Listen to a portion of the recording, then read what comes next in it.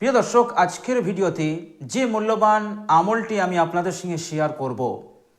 প্রিয় দর্শক, এই আমলটি আপনি যদি বিপদের সময় পাঠ করেন তো প্রিয় দর্শক, যে হঠাৎ করে যে বিপদ আপনার জীবনে এসেছে, হঠাৎ করে যে দুশ্চিন্তা, যে টেনশন আপনার জীবনে এসেছে, আর এই সময় এই মূল্যবান আমলটি আপনি করুন, ইনশাআল্লাহ বিশ্বনবী সাল্লাল্লাহু আলাইহি ওয়াসাল্লাম তিনি বলেছেন যে আল্লাহ সুবহানাহু ওয়া তাআলা দ্রুত সেই বিপদ হতে, সেই পেরেশানি হতে আপনাকে মুক্তি দান করবেন।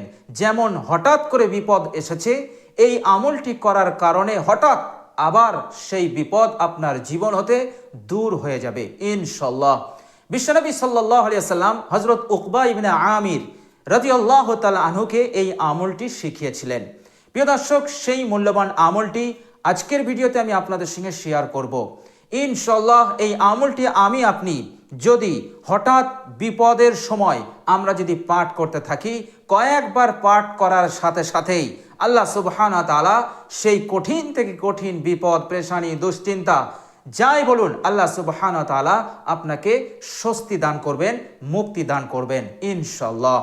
প্রিয় দর্শক, হযরত উকবা ইবনে আমির রাদিয়াল্লাহু তাআলা আনহু বলছেন যে আমি একসময় আসিরু মা রাসূলিল্লাহি সাল্লাল্লাহু আলাইহি ওয়াসাল্লাম, যে রাসূলুল্লাহ সাল্লাল্লাহু আলাইহি সাল্লামের সঙ্গে আমি সফর করছিলাম। তো আমরা যখন আবওয়া আর জুহফা এই দুই জায়গার মাঝখানে আমরা যখন পৌঁছালাম, তখন কি হলো, হযরত উকবা ইবনে আমির রাদিয়াল্লাহু তাআলা আনহু বলছেন তুফান শুরু হলো। রিহুন মানে হচ্ছে তুফান, আর রিহুন সেই তুফানকেই বলা হয় যে তুফান সব কিছুকে তছনছ করে দেয়, সব কিছুকে ধ্বংস করে দেয়। তো হযরত উকবা ইবনে আমির রাদিয়াল্লাহু তাআলা আনহু বললেন যে রিহুন মানে তুফান শুরু হয়ে গেল, আর আকাশে এত কালো মেঘ জড়ো হলো, জমা হয়ে গেল যে কয়েক মিনিটের মধ্যেই গোটা এলাকা একেবারে অন্ধকার হয়ে গেল। হাদিস শরীফের মধ্যে এসছে জুলমাতুন শাদীদাতুন, অর্থাৎ কঠিন অন্ধকার হয়ে গেল। কঠিন অন্ধকার কেন হলো? আকাশে কালো মেঘ জড়ো হয়ে গেছে, আর এদিকে চলছে তুফান, একেবারে ঘূর্ণিঝড়ের মতন তুফান বয়ে যাচ্ছে। এই সময় হযরত উকবা ইবনে আমির রাদিয়াল্লাহু তাআলা আনহু বলছেন যে রাসূলুল্লাহ সাল্লাল্লাহু আলাইহি ওয়াসাল্লাম এই কঠিন বিপদে তিনি সেই দোয়াটি পাঠ করছিলেন। এরপর বিশ্বনবী সাল্লাল্লাহু আলাইহি ওয়াসাল্লাম আমাকেও আদেশ দিলেন, ইয়া উকবা, হে উকবা, তুমিও এই দোয়াটি, এই আমলটি করো। কেননা এই আমলটি এতটাই জবরদস্ত আমল যে কঠিন বিপদ হতে মুক্তি পাওয়ার জন্য আল্লাহ সুবহানাহু ওয়া তাআলার কাছে আশ্রয় গ্রহণ করা এই দুটি আমলের চাইতে আর কোনো আমল শ্রেষ্ঠ নয়। বলুন সুবহানাল্লাহ। বিশ্বনবী সাল্লাল্লাহু আলাইহি সাল্লাম বোঝাতে চাইলেন যে বিপদের সময়, বিপদ যে ধরনেরই বিপদ হোক না কেন, সেই সময় আল্লাহ নবী সাল্লাল্লাহু আলাইহি সাল্লাম যে বিপদে পড়েছিলেন সেটা ছিল তুফান আর কঠিন অন্ধকার। এছাড়া আরও যত ধরনের বিপদ আছে, সেই বিপদে যদি আপনি পড়ি, সেই বিপদের সম্মুখীন হই, তাহলে বিশ্বনবী সাল্লাল্লাহু আলাইহি সাল্লাম বুঝিয়ে দিলেন যে বিপদের সময় এই আমলটি যদি তুমি করো, যদি তোমরা করতে পারো, আল্লাহ সুবহানাহু ওয়া তাআলা অবশ্যই অতি দ্রুত একেবারে সেই বিপদ হতে তোমাকে মুক্তি দান করবেন। আর এই আমলটি বিপদ হতে মুক্তি পাওয়ার জন্য, বিপদ হতে আল্লাহ পাকের আশ্রয় লাভ করার জন্য এর চাইতে বড় শ্রেষ্ঠ আমল আর নাই। বলুন সুবহানাল্লাহ। প্রিয় দর্শক, আর সেই আমলটি হচ্ছে পবিত্র কোরআনুল কারীমের কয়েকটি আয়াত। প্রিয় দর্শক, সেই আমলটি, সেই আয়াতগুলো অবশ্যই আজকে আমি আপনাদের সঙ্গে শেয়ার করে দেব ইনশাআল্লাহ। প্রিয় দর্শক, এই আয়াতগুলো পাঠ করলে শুধু বিপদ হতে মুক্তি হবে না, এর সাথে সাথে আপনি আরো অনেক উপকার লাভ করতে পারবেন।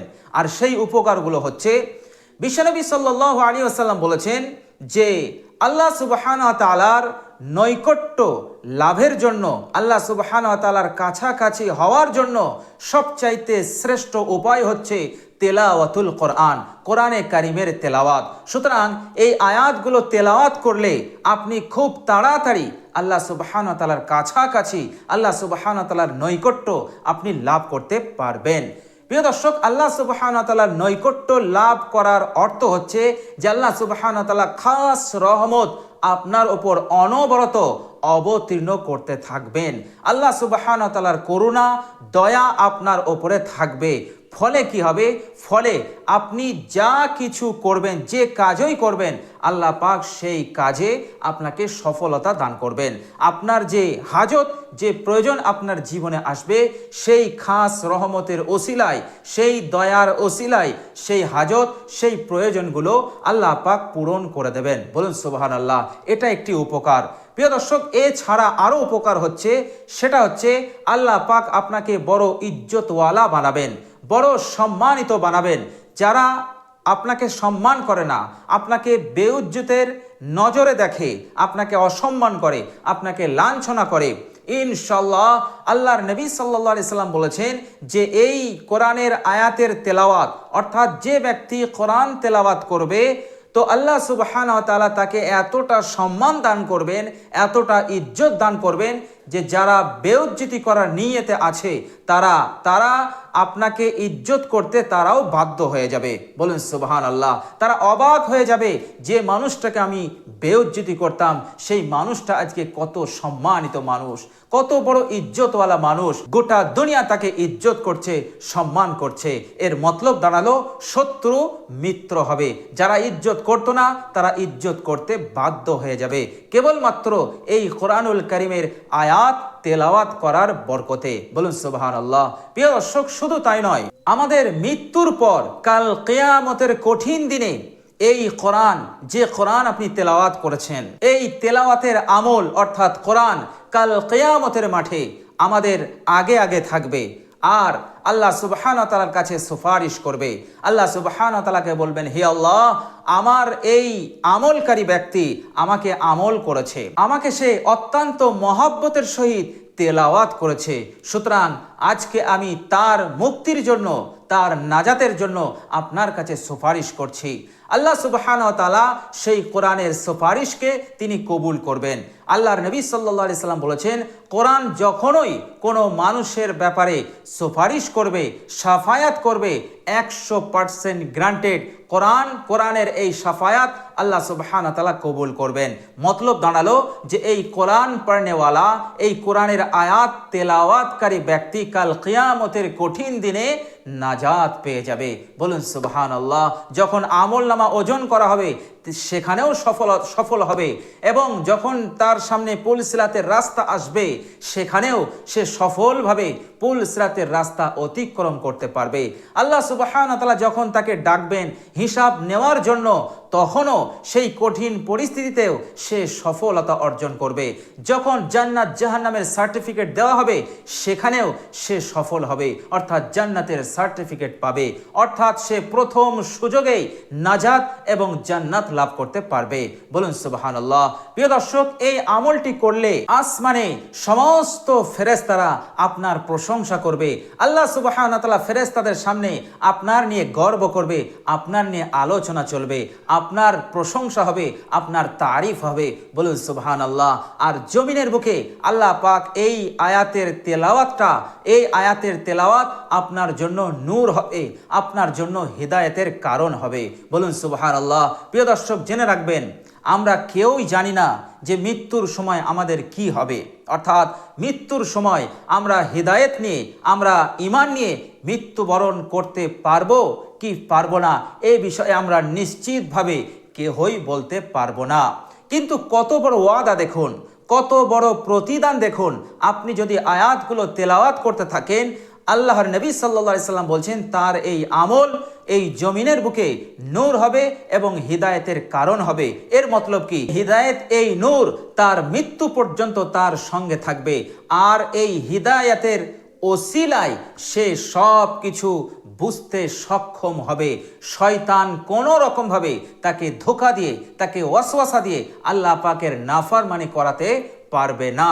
আল্লাহ পাকের নাফরমানি করা তার কাছে একটা ঘৃণার বিষয় হয়ে যাবে, ঘৃণিত বস্তু হয়ে যাবে এই হিদায়েতের ওসিলাতে, এই নূরের ওসিলাতে।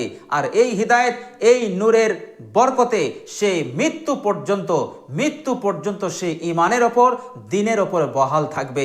সুতরাং এই আমলটি করলে আশা করা যায় যে ঈমানের সহিত মৃত্যুবরণ করা, ঈমান নিয়ে মৃত্যুবরণ করার আশা একেবারে 100% বেড়ে যায়। বলুন সুবহানাল্লাহ।